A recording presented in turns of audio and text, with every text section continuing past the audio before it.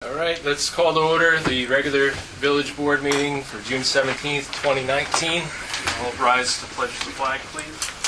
I pledge allegiance to the flag of the United States of America and to the republic for which it stands, one nation, under God, indivisible, with liberty and justice for all.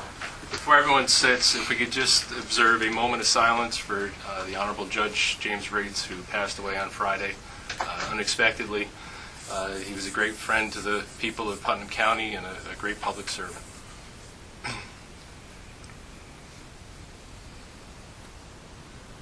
can be seated. Thank you.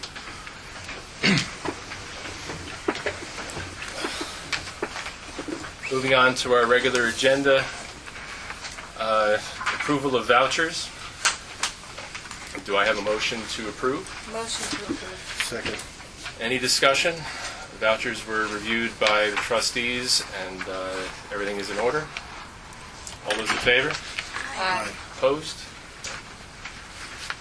Approval of minutes. This is for the May 20th, 2019 board meeting.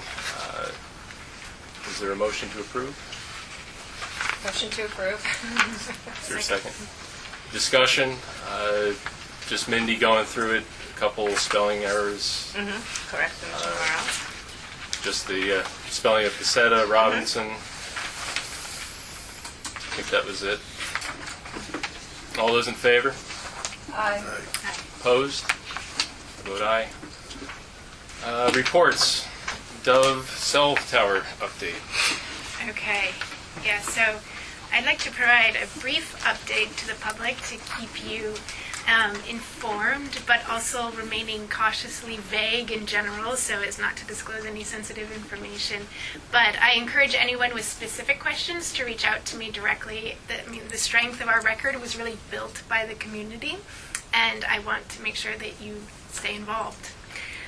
So to set some context to the overarching goal as defendants in this case, we're currently being sued by several parties, is to show that the ZBA ruling was not arbitrary or capricious, which is the legal standard for plaintiffs to challenge an agency ruling. In our case, the ZBA's denial of a special use permit to Homeland Towers to construct the cell tower.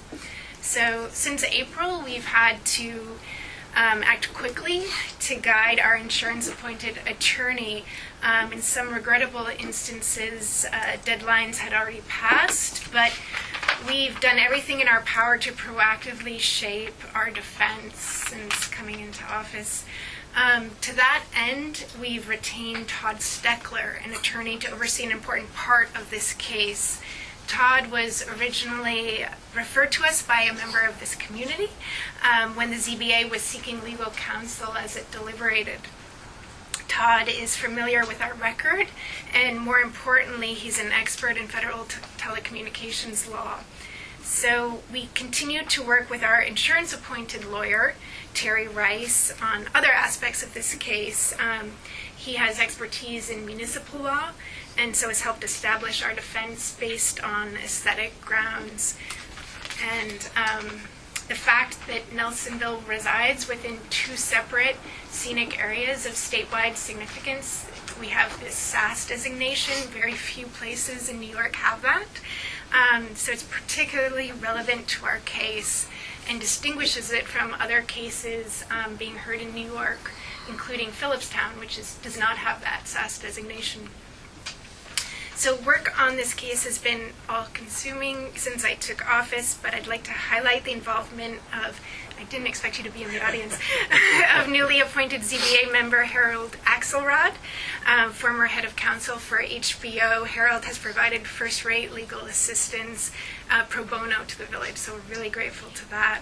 And a shout out to Mindy, who has done a superb job in project managing this case, coordinating between us, juggling different competing timelines, tracking down missing documents, and so thank you for your efforts. The next big date on the horizon is a July 12th conference trial where we will appear. The discovery process, pretrial discovery process, ends June 28th. And so that's actually the first big deadline, and then the second one is this conference on Friday, July 12th. Thank you very much. A lot of information there. A lot of what we've been dealing with internally, I think, is playing catch up to certain things that weren't shared with all of us during the last administration. But I'm confident that everything's on the right track now. The next thing is Lisa with an OSI Secor update. This is to do with the proposed conservation easement on the Secor parcel. Right. So I met with Will Nieves a while back and discussed the donation in kind. And the next step was to do a survey of the property, which he believed would cost $8,000, and OSI was willing to absorb the cost of the survey. Will got back to me a couple of weeks ago, and he grossly underestimated the cost of the survey. It's more like $25,000. So he wanted to know if the village would help with any of the costs, and I said I didn't know. That was something that I would have to bring up to our board. And so that's kind of where we left that. He also said that he did his yearly review of the property and found that the bridge across from the greenhouse is too high. He had mentioned that to the Trails Conference. It either has to be lowered or has to have handrails. So it's nobody falls off. I think as part of the management plan that was updated for the property, we had indicated that that bridge would be removed and it made a more natural crossing. It was also the advice of our insurance company and our attorney to remediate that as well. In terms of the survey, I know when you first sent that around to us, it's my opinion that OSI should pay for the survey. I don't know if we need this in the form of a motion going forward that we're not going to contribute. I agree. I agree. If you want to make the motion. I make the motion. Is there a Seconded. second? Discussion? I just think that with everything surrounding the property and this is an exuberant cost to the village and we are on a very tight budget, that we don't have the money to go about it. And I know speaking to OSI previously in my role as a trustee that they had indicated that they had the funds available to pay for it themselves. Okay, I'll get back to you. Well, agree. all those in favor of not paying? Aye. Aye. Aye. Motion passes. Anything else on OSI Secor? Excuse me? Yeah, I was just wondering, what was the goal, would it have been the goal of securing a survey on that property? For when ends, would We're that gonna. take us? I'll get to you in public comment. Okay, All right. no problem. Sorry. We'll come back. Yep. Thank No you. problem. Dave Maroney, roads. I spoke to Mark today with potholes, and he said he went around last week and filled them. So, I mean, if the one by your house filled? Yeah, Crown Street's done. Crown. Yep. So, and I didn't see two, I went around, I didn't see many. There's, You know, there's he's that got- one off of, was it Peekskill Road there, when you make that right?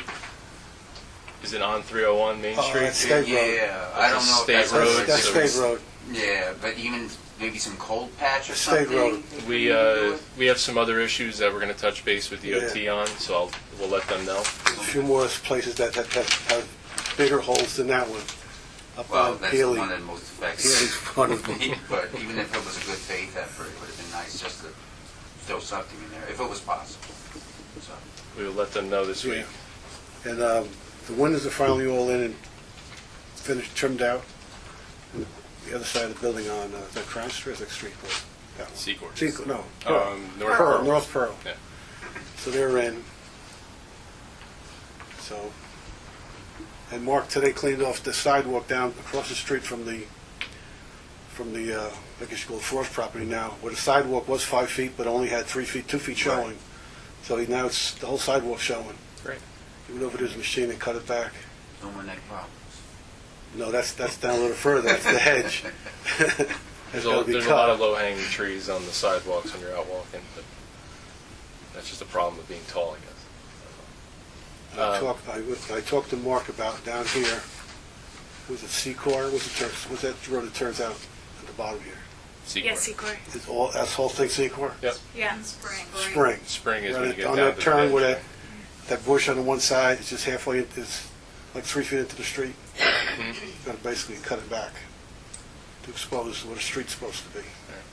Because it's just nothing, no room there. That's great. So we'll bring them down and show them that. Well, touch base with And then your the homeowner property there, got to too. be cut back still? Yes, Does it got to be cut back still? needs a little bit A more. little more, yeah, I said that to Mark. Yeah. He also went up Healy Road, because there was a comment last month about Healy Road, and he's going to trim that back too, where the buses are hitting. Well, that's when you first turn in. Yeah. Yeah. Great. Just the one thing, the air conditioners are installed. By There were a few young guys to lift. by next meeting, I will have interviewed a few candidates for a new trustee. I'll make that appointment. And any appointments for deputy mayor and things like that, I'll do at our next regular meeting. I think that's it for me. Correspondence? Okay. We have our 27th annual New York State Relief Conference at Mount St. Mary College. It's workshops. Everybody has a copy in their packet. We have a letter from David Lindberg, and he did ask that it be read at the meeting, so I'm going to go ahead and read it. Can everyone hear me? Okay. To the Board of the Village of Nelsonville, in light of the recent sudden departure of Mayor Chris Cucamise so soon after his election, I wish to reaffirm my confidence in the current members of the board. I know that you were freely and fairly elected and that you take your duties and responsibilities as members of the board seriously. I trust that you will do your best for Nelsonville. I would also like to voice my support for the following initiatives. 1. Exploring a solution to Nelsonville's sewage problem. Most houses here only have septic tanks, and some lack even that. In wet weather, seepage is an issue. Even though installing an underground sewage pipe system would be very expensive, I believe that long-term it will be required. Deferred maintenance is always more expensive than timely maintenance. I hope you will move forward on this issue as expeditiously as resources allow. Number 2, conservation easement for the Nelsonville Woods. Living as I do next to the woods beside Secor Street, I am anxious to see the woods preserved. The woods provide peace, shade, a place for dogs to explore, a home for many species, and a buffer from wind speeding down off Bull Hill. If the village were to sell the woods, or worse, lease them to a cell tower company, all that would be gone for the rest of my life. Property values would most likely be negatively affected. If housing were built there, it would increase traffic and noise and put strain on the tiny infrastructure we currently have.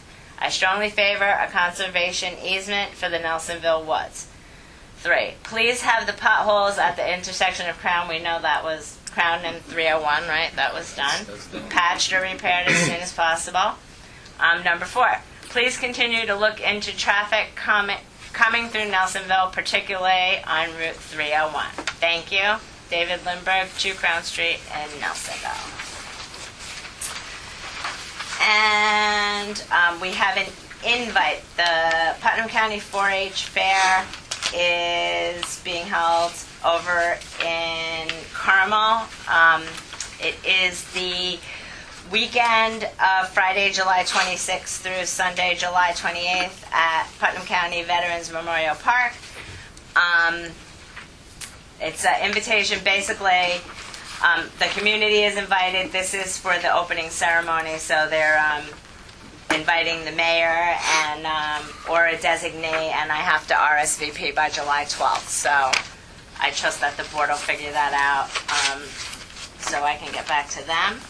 And we have a letter from NICOM that was sent to Sandy Gala about some budget cuts that NICOM is against, basically they cut out some state aid for road repairs that were given to the towns and villages for road repairs that storms over the winter caused, specifically this EWR, Extreme Winter Recovery Program. So anyway, NICOM is expressing their, dissatisfaction and going to the Assembly to try and push this back into the state budget. So we've been notified of that. And last but not least, we have a monitoring and managing ash workshop, which is Thursday, June 20th at Green Chimneys in Carmel. And everybody also, with the agenda, there's a copy of this flyer attached. And I believe that is it for correspondence. Thank you very much, Wendy. I'll do my best to get to the 4-H opening. Does anybody else know that they're available that day to make it over there?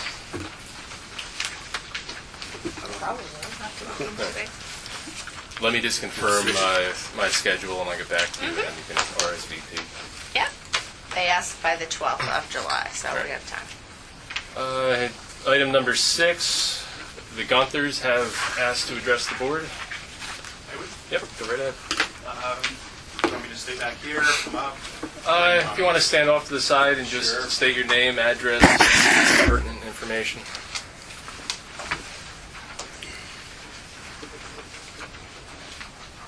So I'm going to use some of my notes tonight. Thank you to the mayor and the board for allowing me some time to discuss with you and the community why we're here. We are grateful for the opportunity. My name is Gary Gunther. My wife Pam and I have resided here for 16 years, starting in 2003.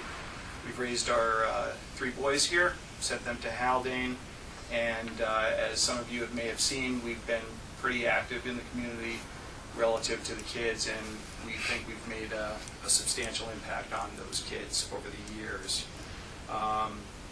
You may also recognize our name. Our oldest son has just become an Eagle Scout, and that is the type of involvement that we take seriously in the community. When we purchased our property, and I speak only for my property, and some of you will recognize our names because of a litigation that had gone on in the years past that recently came to a conclusion. But we purchased our property from the previous owner, and we occupy that property as a single-family residence, as opposed to the multifamily that it was under the prior owner. That prior owner had owned the property since 1975, and prior to that, he purchased the property from the Adams family, who originally built that property, along with Village Hall, or the former Fish and Fur Club. A picture of our home is sitting bottom right corner.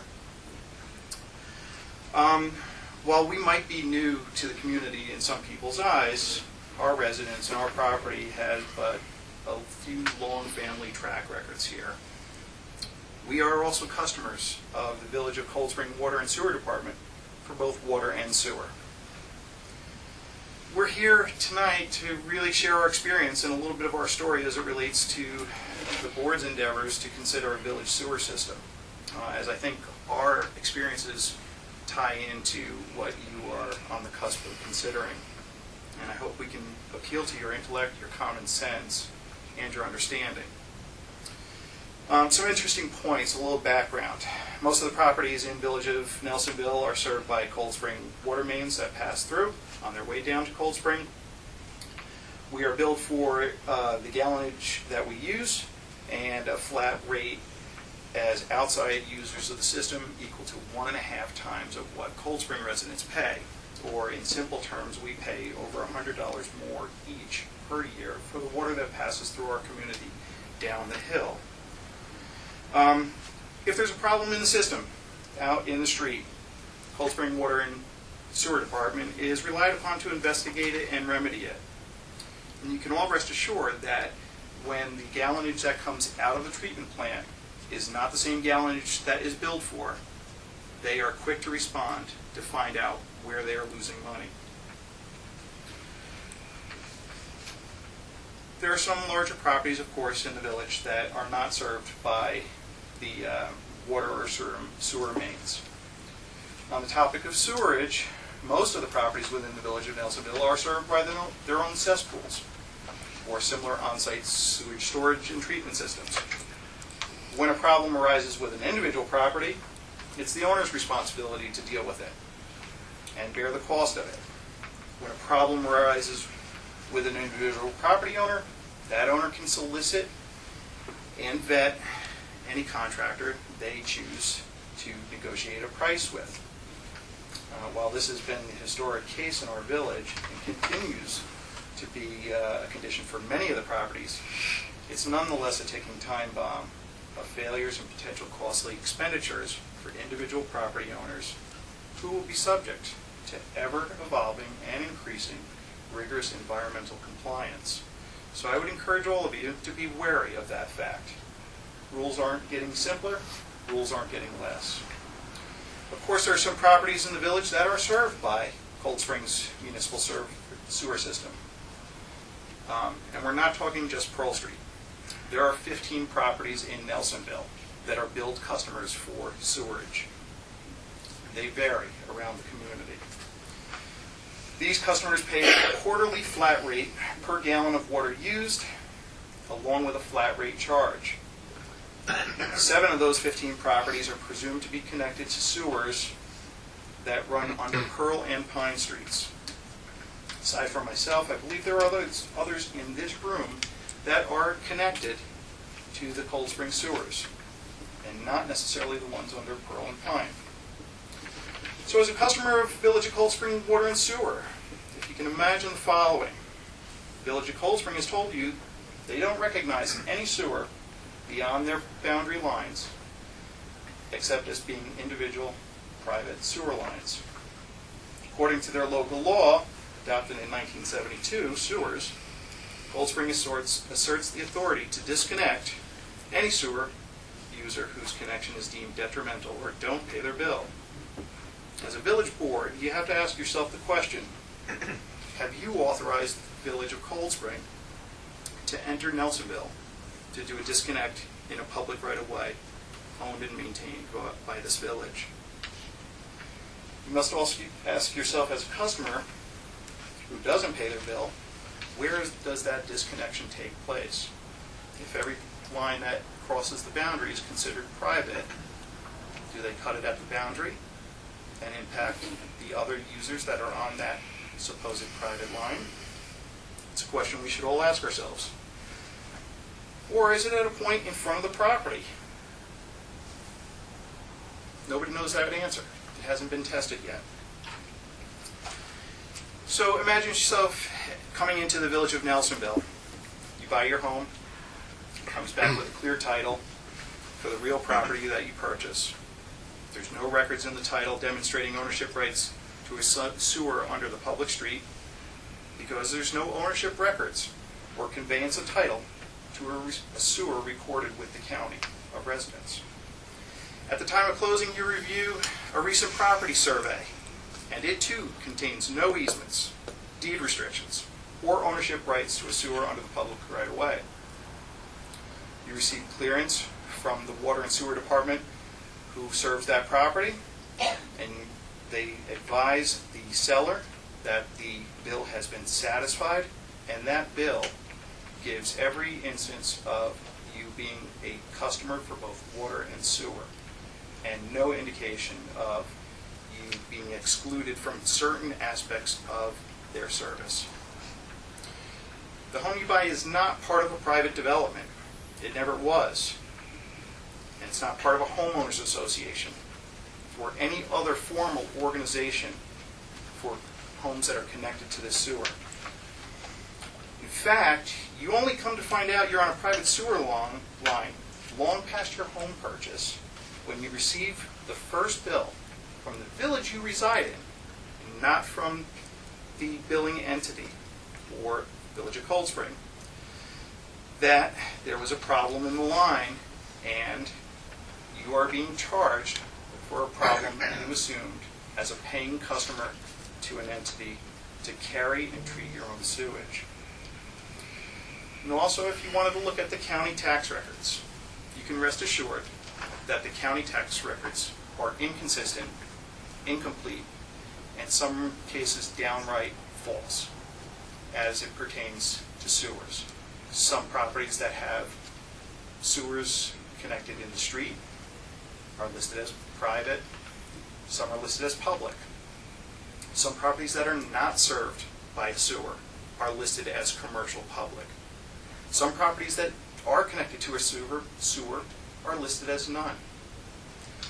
So there's no reliance on any of the municipal records as to the nature and ownership of any sewer under the street.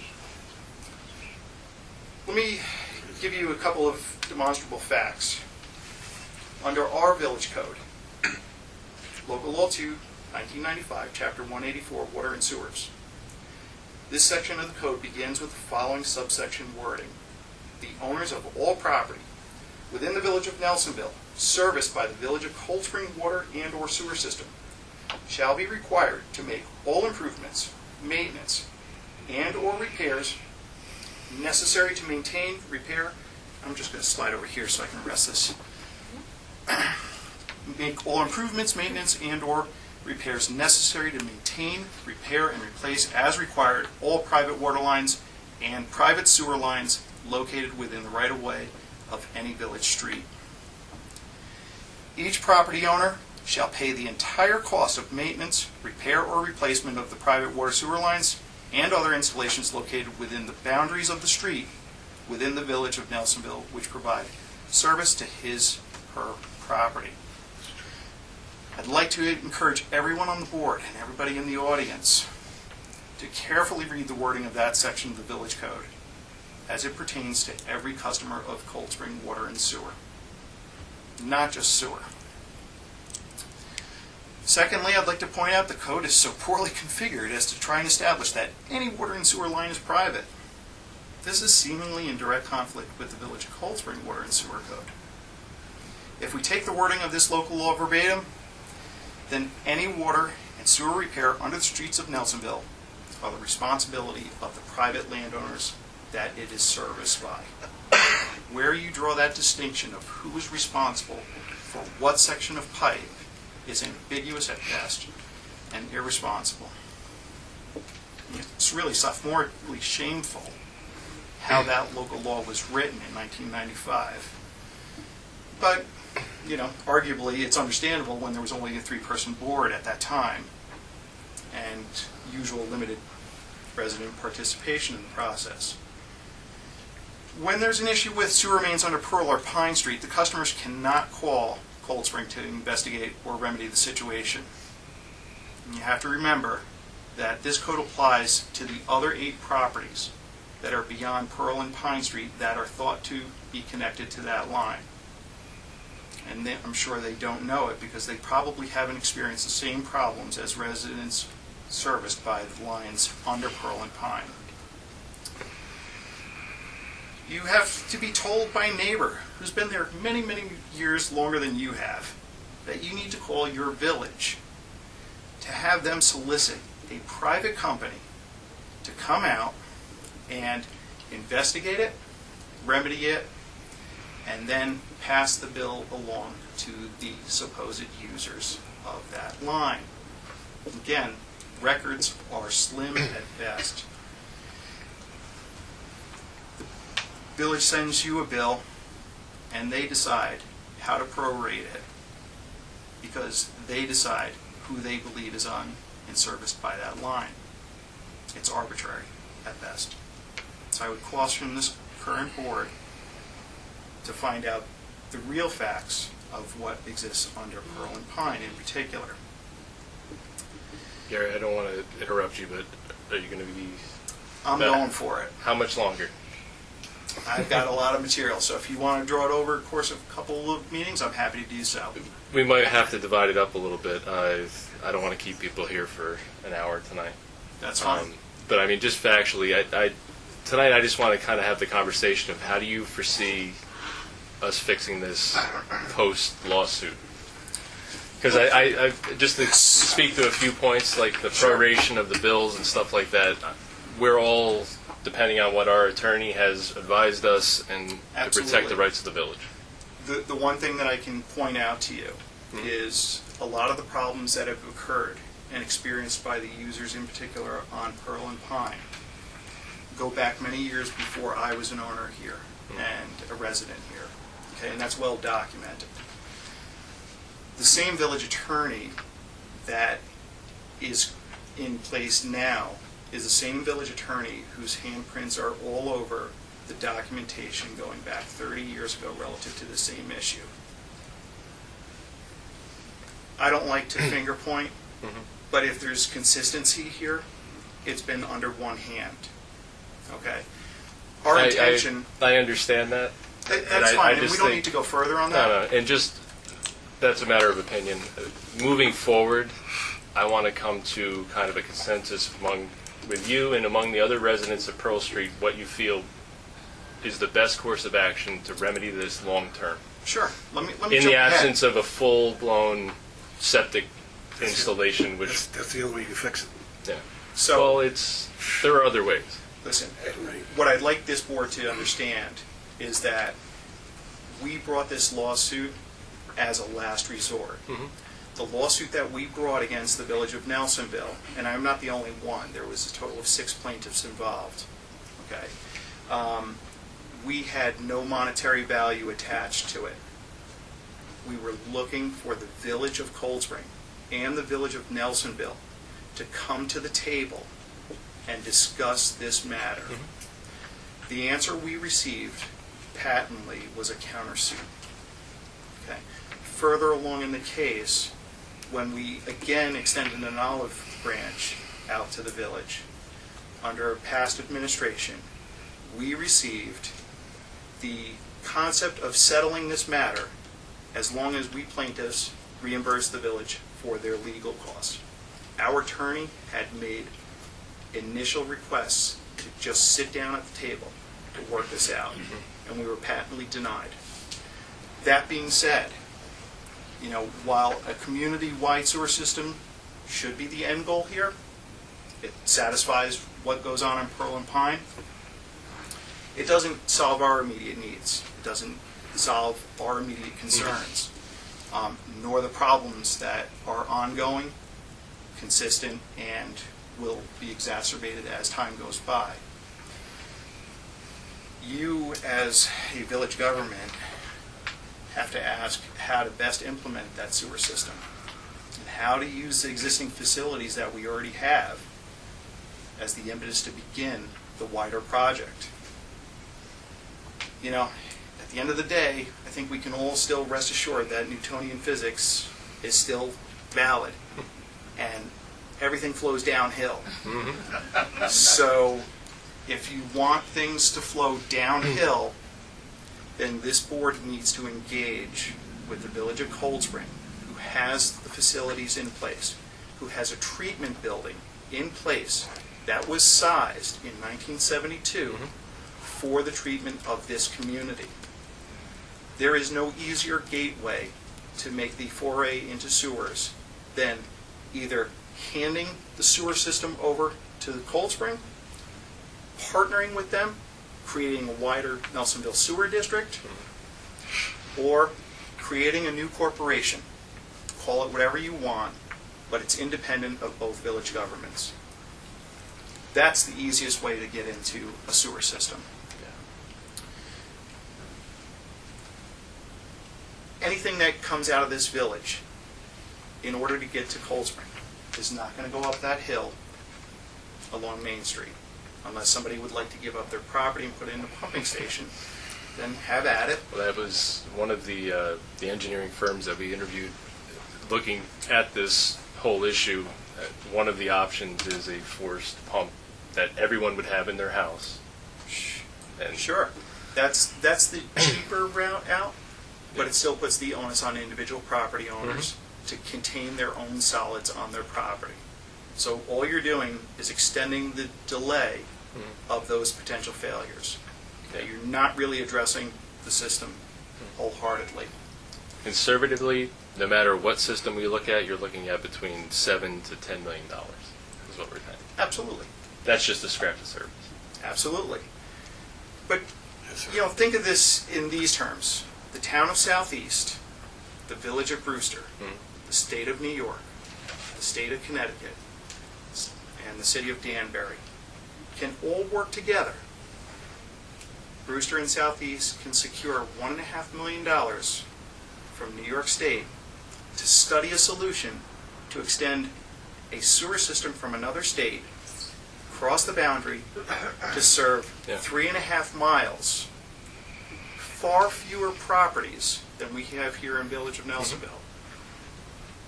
They can do it. Why can't we?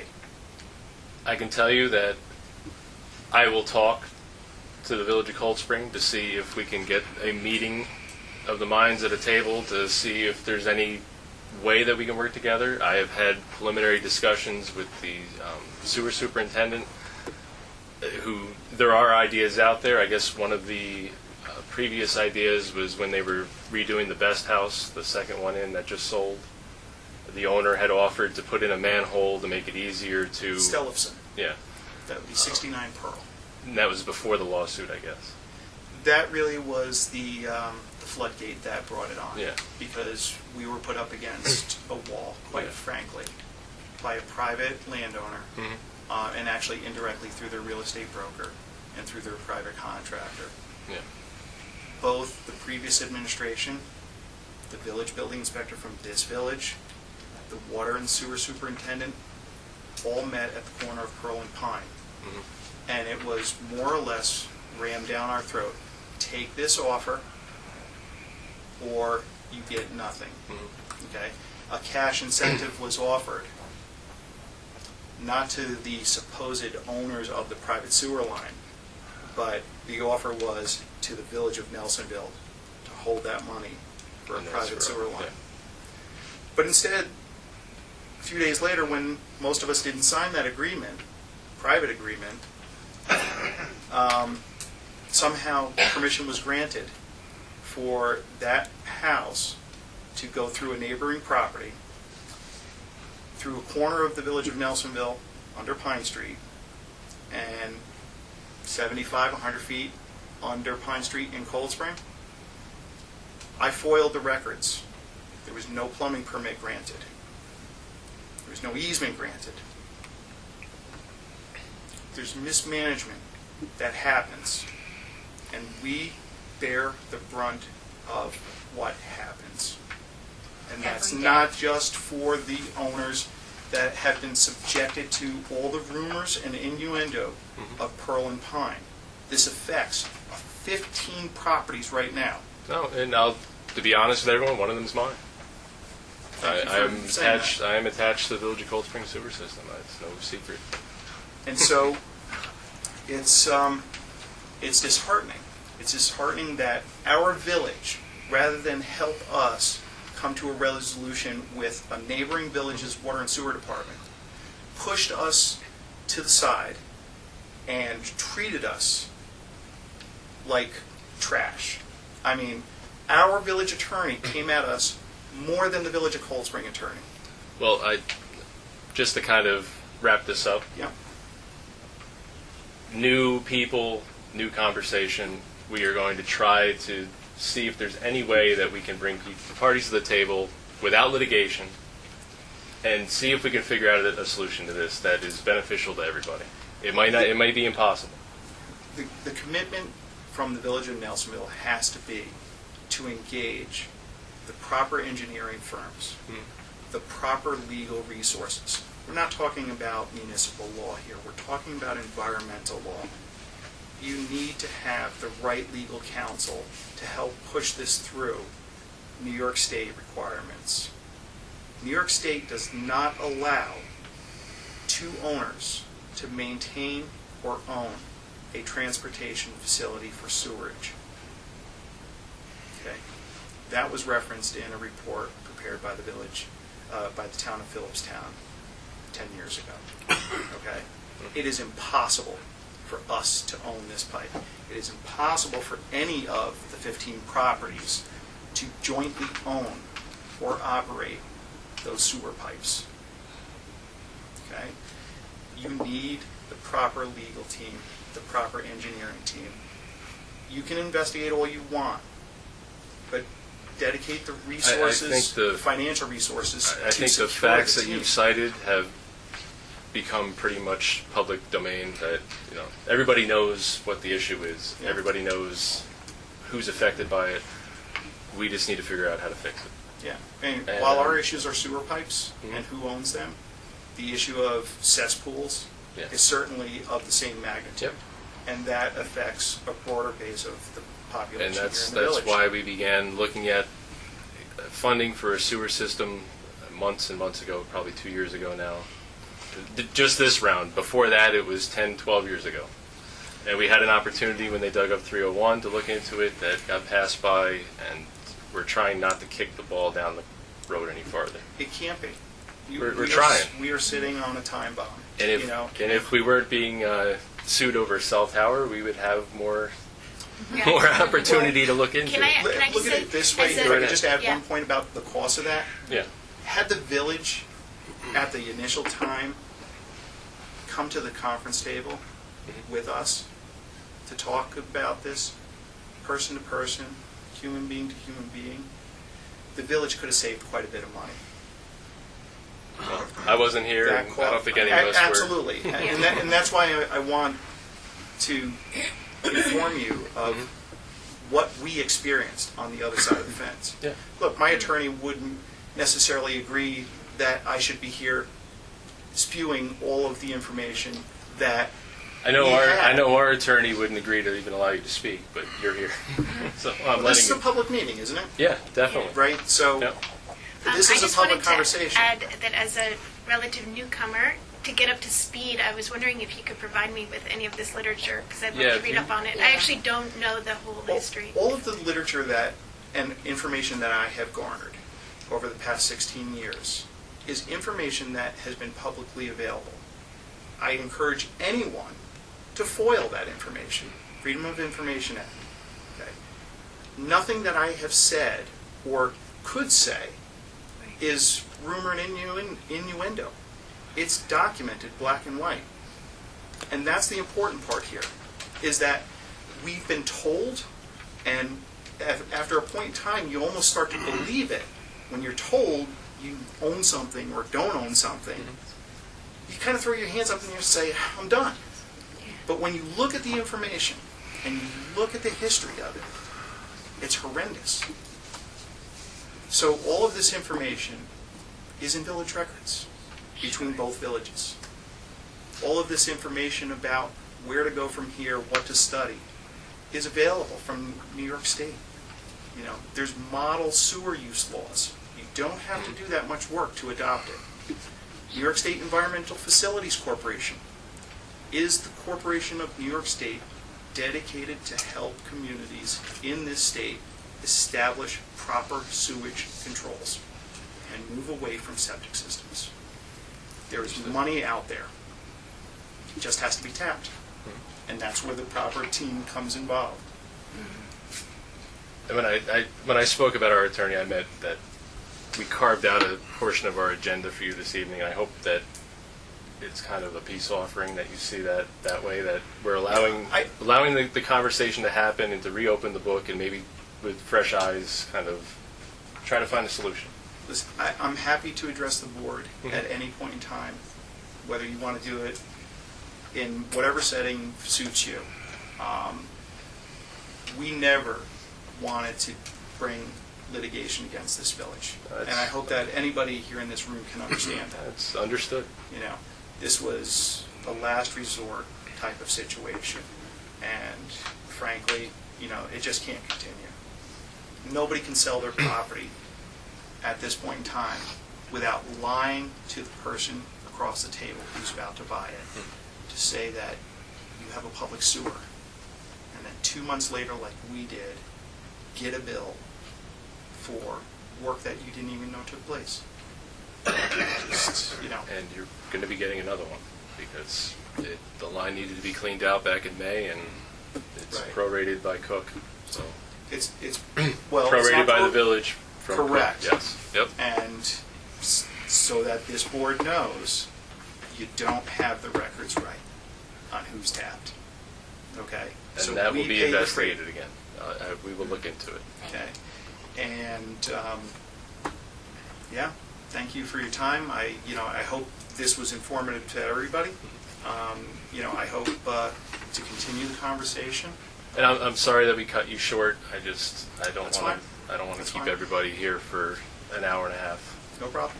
Like I said, if you'd like to continue the conversation in No, finer we're- detail, I'm happy to We're come definitely going to back. continue it. I think we are going to probably reach out to the Village of Cold Spring at some point and try to sit down with them and discuss this, because that has not been done. And that's, It's not about them or us. It's about how to solve a community-wide problem that doesn't it necessarily. really is, sit at the end of the day, boundary line. it has the potential to be a major health problem. Absolutely. Whether it's the sewer line or septic tanks or anything else. my house. It could happen to anybody. Thank you. Thank you. Thank you for your time. Thank you. Thank you. Thank you, everyone. Thank you. Gary. Thank you. I think that is the end of our normally scheduled agenda. I'll open it up to public comment unless anybody on the board's got anything else. All good? Public comment. The question, going back to the property, Yes. what's the end goal that you need a survey for? And what is the end goal for the property? Is there a goal? Is it something that should be discussed? Is it how, where does it stand? So at this point? the end goal, well, the conversation that's happening with OSI right now stems back to the cell phone tower debate from a year and a half ago, where the previous board had designated the 4-acre Secor parcel as a potential alternative site to the Rockledge site. Yes. The cell phone company said that Secor would work. It went to a public hearing at Haldane School, which That was a huge community turnout of people who didn't want it there. The village pulled it off the table. The property's still sitting there as an identified good site for a cell phone tower. I decided at the direction of the former mayor to reach out to OSI. They already own a conservation easement on 110 acres that we own, to see about extending the conservation easement to cover that 4 acres as well, so that that property would be protected in perpetuity forever. We would still own the property. We would just grant them a conservation easement. I negotiated a easement with them that preserved the rights of the village to build pretty much whatever they wanted, as long as we had the permission of OSI and it had a community benefit. It went from anything from a parking lot to a playground to a community center to artesian wells. Pretty much they're open to anything that we want to propose there, other than a cell phone tower, Housing apartment complex. buildings, anything like that. You look at it as a win-win, correct? I do, yeah. Because those alternatives would obviously not, those alternatives would make it so that the cell tower wouldn't be possible at that location, correct? Yeah, there are other issues that were identified during the public hearing by the Hudson Highlands Land Trust. We have designated, and this is my opinion because our lawyer had a different opinion at the time, we designated that property as part of our parkland almost 20 years ago. So to take that back, there's definitely a litigious point of that somebody could challenge it. I've always thought of it as part of the Nelson Preserve. It's been on the trail map since 2001 or 1999. That village paid for trail maps that we had developed. We designated that as part of the property. I think the only reason that anybody in this room found out that 4 acres wasn't part of the other 110 was that they were going to put a cell phone tower on it. So, I mean, it's always been parkland. I don't know if I talked about this last month, but Just do me one favor. I know who you are, but just say your name and where you're from. I'm Address? sorry, it's law. It's unethical for me to give you my name. Frank Cassetta, Main Street. Go for it. The city of Poughkeepsie Yes. is in the process now of installing 10G tower with a broadcast range of over 50 miles. And after that, they'll put repeater boxes up that are no bigger than that you could hang off a telephone pole. Why do we need a cell tower when something like this is going to be available? Yeah. Well, this is That the was distributed certainly system. part of our rebuttal against the application by Homeland. I mean, that's the future is It's 5G. not, I don't believe it's the cell phone company, it's the cell phone tower builder, because he's after money. Yeah. Right, they're speculating. That's definitely what it is. I mean, I think we all agree there was never a demonstrable need for a cell phone tower here until recently, since No. my service all of a sudden went Oh, down the it's, drain. Right. lady- Mysteriously. It really did. I mean, Mysteriously. yeah, I think everyone in this room will agree if you have Verizon or AT&T that your service tanked within the last 6 months. Not to make any It is accusations, odd that but they want to install something that's going to be We don't want to be outdated, on the record. that would be outdated in 6 months to a year anyway. Yeah. because If it isn't already. they'll Yeah. reuse it Yeah. for whatever clients that they can find that need that service. I mean, it'll be outdated within 6 months to a year, but it's still going to be around for 5 or 6 years as the technology kind of advances. And they'll never remove it once Yeah. it's up. Right. We know that. Right. I mean, Right. any other public comment? Yeah, Billy Curran, 66 Pearl Street. I just want to thank Gary for sharing that information, and thank you that we'll start working on it, hopefully. Mhm. We also bought our house 25 years ago. It was advertised, we bought it under the premise that it had village sewer.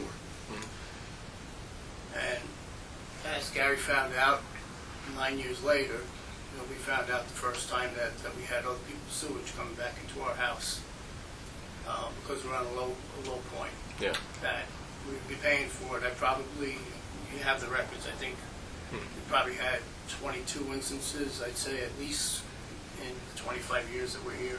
Yeah. And as I said, there was no record anywhere saying that we were part owners of the sewer. Mhm. There still isn't. No, I mean, So, I'm sure both of you, as part of your vetting process of buying the house, had a title search and everything else, and they all came back clean. and it said right on the advertisement, town sewer. Yep. So, and we don't want to do that to somebody else. No, So I understand. I appreciate the villages and the new village board's efforts to try to correct this. You're welcome. Thank you. Any other public comment? Joe Plummer, Cedar Street Square. Hmm? I just want to second David's nice letter complimenting all of you on the transition and the change that's occurred here and the attitude that you're expressing about leadership of the village. Thank you. Thank you. Just to piggyback that comment, Daniel Morales, 39 Fishkill Road, house on a hill. Just to piggyback that comment, for me, this is basically probably the first time I've ever come to one of these gatherings. And, for me, I must say, it was nice to hear you make your comments regarding your septic and what's going on or lack of, or what have you. And I do have to say that, basically sort of like, my wife and I have been in Cold Spring basically since like 1999. Moved up from New York City, so we've been around a while. Not newbies, but maybe whatever the hell that means. But I have to say though, actually being here in person, it's been reassuring seeing how you guys are. Basically, I can see that it's not easy at all, and for everyone. It's not just you guys in specific. So I just want to say thanks, and I do appreciate. I know it's been a little whirlwind recently regarding changes, but I'm definitely a little reassured, and I'd like to hope that moving forward, I won't be disappointed. Thank you. So thanks. We're trying. Anybody else? Going once, going twice? Nobody? Do I have a motion to adjourn? I have a motion, second. All those in favor? Aye. Opposed? Meeting is closed. Thank you, everybody. Thank you for coming. Thank you. Thank you for coming.